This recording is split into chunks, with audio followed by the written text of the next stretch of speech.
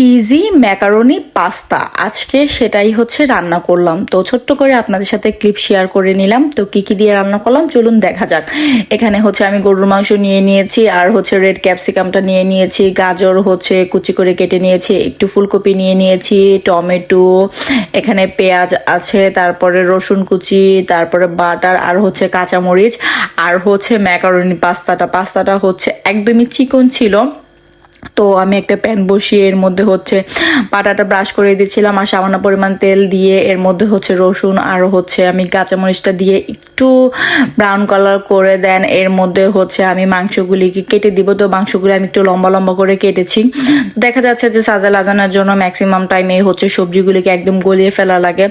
তো কেন জানি না মানে একটা না হচ্ছে গলা গলা সবজি দিয়ে খেতে মানে মুখটা কেমন জানি লাগতেছিল। তো মনে চাচ্ছিল যে একটু হচ্ছে কাঁচা কাঁচা টাইপের সবজিটা খাই, তো ওইটা খেতেও খুব ভালো লাগে। তো মাংসের মধ্যে আমি একটু লবণ আর হচ্ছে গোলমরিচের গুঁড়া দিয়ে ওইটাকে একটু ভেজে নিব। তো সাজেল আবার হচ্ছে সবজিগুলি দেখা যাবে তো সব বেছে বেছে রেখে দিবে। তো তার জন্য ভাবি যে বাচ্চারা যেভাবে পছন্দ করেন সেভাবেই রান্না করি। তো দেন হচ্ছে এর মধ্যে আমি পেঁয়াজগুলি দিয়ে দিয়েছি, তারপর টমেটোগুলি দিয়ে আর একটু ভেজে নিব। তো দেখা যাবে যে মাংস থেকে বেশ অনেকটা পানি উঠে। তো এটার মধ্যে আর কোনো পানি এক্সট্রা ভাবে কোনো পানি অ্যাড করা লাগে না। তো একটু ভালোভাবে হচ্ছে কষানোর পরে বেশ পানি উঠেছে। তো তার মধ্যে আমি গাজরগুলি দিয়ে দিলাম, ফুলকপি দিয়ে দিলাম। তো একে একে হচ্ছে সবগুলি সবজি দিয়ে দিব। আজকে আর সবুজ ক্যাপসিকামটা দেইনি, তো ওইটা ফ্রোজেন করা ছিল, ভাবলাম যে থাক আর দেওয়া লাগবে না। মাশরুমটাও দেইনি। তো মানে মাঝে মধ্যে একটু সিম্পল সবজি দিয়েও খেতে ভালোই লাগে, তো ভাবলাম যে আজকে সেইভাবেই করি।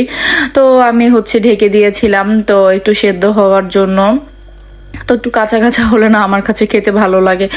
সাজেল যে কেন খায় না তাই বুঝি না। তো এর মধ্যে আমি পরিমাণ মতো সয়া সস, ওয়েস্টার সস আর হচ্ছে টমেটো কেচাপ দিয়ে ভালো করে আবার এটাকে আমি মিক্স করে নিব।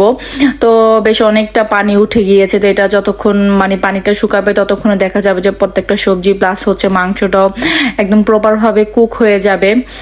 তো রাতে খাওয়ার জন্য বেসিক্যালি হচ্ছে এটা করতেছিলাম। তো ম্যাক্সিমাম দিনে হচ্ছে রাতে কোনো না কোনো পাস্তা বা স্প্যাগেটি রান্না করাই হয়। তো আজকে রান্না করা হয়েছে তাই আপনাদের সাথে শেয়ার করে নিলাম। তো মাংসটা প্রায় সেদ্ধ হয়ে গিয়েছে। তো আমি আরেকটা প্যানের মধ্যে হচ্ছে পানি বসিয়ে দিয়েছি, তার মধ্যে পরিমাণ মতো তেল আর লবণ দিয়ে। তো দেন হচ্ছে যখন বলক চলে আসছে আমি পাস্তাগুলো দিয়ে দিয়েছি। তো 6 মিনিট হচ্ছে এটাকে বয়েল করা লাগবে। তো দেন হচ্ছে আমি এটাকে ছেঁকা দিয়ে তারপরে হচ্ছে এখন পাস্তার মধ্যে দিয়ে দিয়েছি। তো ভালো করে হচ্ছে নাড়াচাড়া করে এর মধ্যে হচ্ছে বেশি করে আমি চিজ দিয়ে দিব। তো এই চিজটা দিলে খেতে ভালো লাগে আর এত সুন্দর একটা স্মেল আসে। তো যাই হোক, আজকের পাস্তা রেডি। আজকে ছোট একটা ভিডিও, আশা করি আপনাদের কাছে ভালো লাগবে। যদি ভালো লেগে থাকে তাহলে অবশ্যই একটি লাইক দিবেন, আর ভিডিও সম্পর্কে কোনো মন্তব্য থাকলে অবশ্যই আমাকে কমেন্ট করে জানাবেন। ফেসবুক থেকে দেখে থাকলে অবশ্যই ফেসবুক পেজটিকে ফলো করে দিবেন। আল্লাহ হাফেজ।